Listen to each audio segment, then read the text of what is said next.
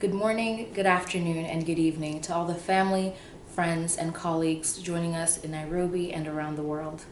I'd like to extend my sincerest gratitude to all of those who are joining my family today as we celebrate Cyprien's life. My name is Adora, and I'm honored to say that I'm Cyprien's daughter. It is difficult to come before you today and honor my father in a few words. It's never easy to sum up someone's life, someone's accomplishments, and their dreams. The most special moments are often punctuated by feeling. You find them in a hug, a kiss on the forehead, a thumbs up or pat on the back, a laugh or a dance. All of which I may never adequately word to you all, but I know we will always feel in our hearts. My dad was the epitome of a people person. He was funny, he was charismatic, and he was thoughtful. His presence filled a room and people listened when he talked, like really listened. You never knew what gem of wisdom he was going to drop.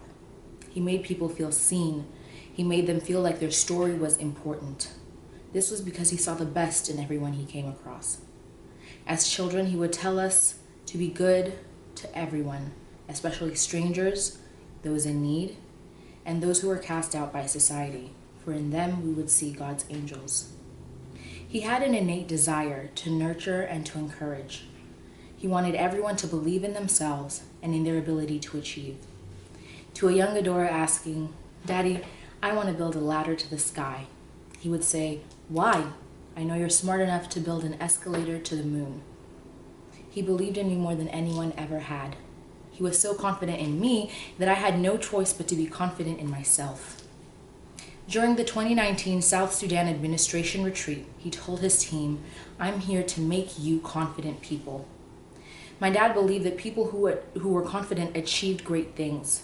They were not bound by fear or weighed down by hesitation. They act and they create necessary change. My dad joined the United Nations Children's Fund, UNICEF, back in 1995 as a radio technician. I had a chance to talk to one of his former colleagues who confided in me that no one expected him to last as a junior position. He was indeed overqualified, but he discharged his duties with humility. During that period, the Eastern DRC was the only UNICEF emergency office in the Great Lakes region that had a local staff as a radio technician, my dad. Elsewhere in the region, radio technicians were international staff.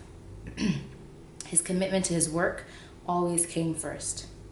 When the war broke out in Bukavu in October of 1996, UNICEF international staff were evacuated out of the DRC, and most of the local staff ran for their lives, but my dad remained. It was a tense and extremely volatile period during which my dad kept contact with the UNICEF headquarters. He facilitated the development of the emergency relief preparedness plans by connecting people at a time when the Eastern DRC was experiencing a total telecoms outage. One thing about my dad was that when he started something, he finished it. Those were the very beginnings of a long career of going above and beyond in some of the toughest duty stations around the world.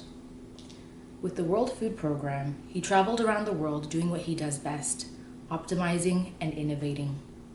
Master of the SWOT analysis, he approached every situation, understanding the strengths, weaknesses, opportunities, and threats.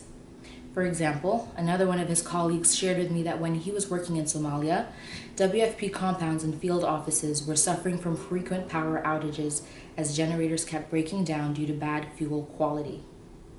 As the head of IT in Somalia, my dad invented a custom filtering system that cleaned the diesel fuel used to power generators. His invention literally kept the lights on, allowing people to do their important work in a more reliable fashion. According to WFP's Staff magazine, his solution enabled WFP offices across Somalia to not only save time and money on broken generators, but also utilize diesel formerly considered too dirty to use.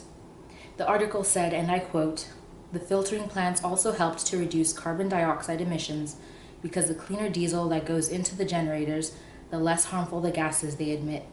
And oh, did he love the environment." He had quite the green thumb, planting trees, flowers, and other foliage wherever he went. He did it at work in South Sudan, just as he did it at home in Nairobi. The memory of him in a hammock in our home garden will forever be one that I cherish. Those who knew him at work knew that he was diligent, he was precise, he was disciplined, he was creative, and he was thorough. At home, he was also all of those things, but was also laid back and adventurous. My father loved music and loved to dance. He loved to tell a story and share a joke. He loved to travel and liked to get lost on purpose. Why? He said that when you're lost is when you find something truly special. When he told my siblings and I, "Get in the car, let's go for a ride," we never quite knew where we would end up. We could leave our house around 11 a.m. in Nairobi and be in Mombasa by the evening, singing songs and telling jokes all the way. Or he might wake us up early in the morning on Saturday for a ride, and we'd see ourselves 2.5 days later driving up to the border of Rwanda and Congo, hopping out to stretch our legs. He loved a good adventure, especially when we had no idea where we were going quite yet. But we were going together, and that's all that really mattered. If you want to go fast, go alone, he'd say. If you want to go far, go together. I would give anything to go on one more ride with him. Just like any other child, I thought my dad could do anything. But as I grew older, I realized that my dad could actually do anything. He had a distinct thirst for knowledge, and he was never afraid to start over. He always told us that once you've mastered something, learn something new. It's good for your brain. So whenever he'd master something, he'd start something else from scratch. He was a fantastic chef, cooking cuisines from every country we'd lived in. He was an athlete. I could never keep up with him on his morning runs, and you'd have to put in quite an effort if you opposed him on the football pitch, in the swimming pool lanes, or on a tennis court. He was a composer, writing many a song on the guitar and the piano. He was a master gardener, pruning and trimming all the foliage at home.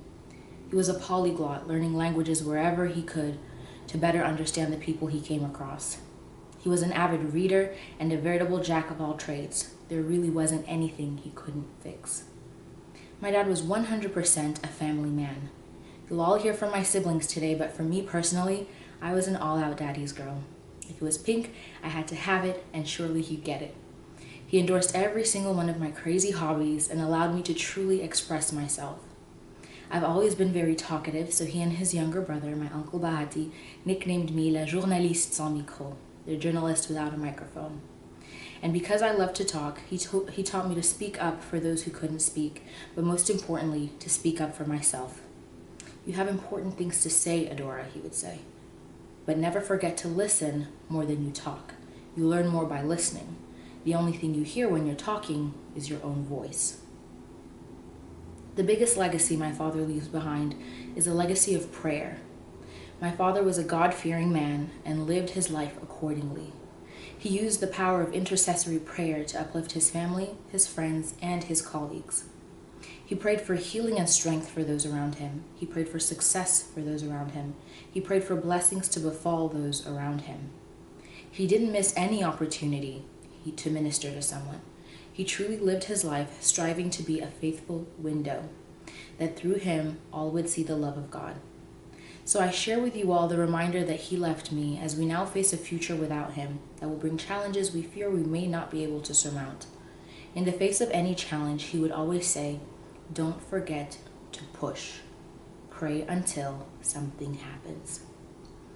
It is a fact that the decline in friendship continues as one gets older, but I am always amazed by the many friends and contacts my dad maintained for several decades across the world.